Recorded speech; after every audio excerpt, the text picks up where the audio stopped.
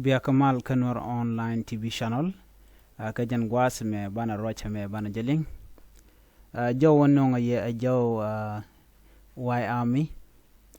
ray which kan Nasser gwase dani chike wi yara du ray wi kan Nasser chicken a duck ki chicken dini SSP dap chicken ga joy ratan bana Joe danan chalat Ramadan la Korean bana jeling gwase me ka tuknat men chicken lat gwas me gor jeno beja nyaka yakel no gata dana chicken lat keje mi jiram jidit Kanwar online TV channel no jeno jenderi subscribe ka channel me no ga beno jender notification bell de twan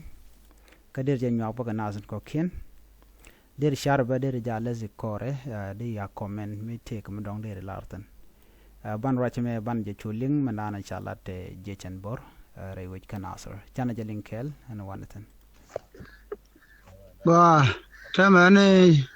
chana baga mal mende lariye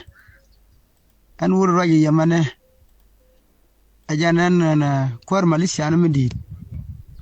kana fer country me chinaro medan e wone ne deje meme to wiyara e bagere ke deje mi chali apchelo e jene weno ne buchuk kana golek ala wayam den chine kul woga wayam den wi wayam ne ray ma chada gwa ala ray malung ne jene gang ne chake gwe chi thok du cha de liap cha ngadan tamde ne lo de ngai ne goro ne dop kum tel wayam de wayam roj jene long ne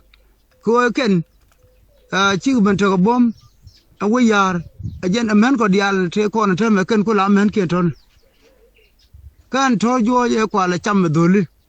ti kan yu ma ji na o na de tin banang ran e yo cha wo wa ton ko nyar banang ran ta ga ku lu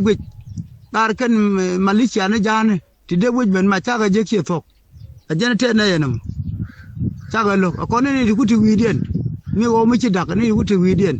bi Malaysia na jane te widien ba te wida a jene long ne mi kan ni ba ga mai ni tin ka ba mai tin a jene ana jeri de lariye gwaye jarwache shi alinga na mo rache nonke Jason Bor re wecha kanasar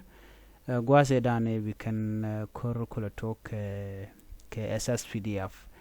George long no chicken demani chicken kalana Kenya manyok me shi James Dok me shi bere wecha kanasar me shi dol kana chicken jogo no chine de chine gor na ko ngai kone ne me shi James Dok me shi wala governor dung Great Apnal state ano chaga jogo no cha tele chaga jogo no chine gor de jame no ngande do dien ala chele che chi gor linka gwase dan but kan nok chigen gwenje no ko wij bom ko chukum je yorfin ba de ba ying no lo la kan le chi dong ne de kon ten la jejen borno ku kan ngwa ke kan ngwa gorom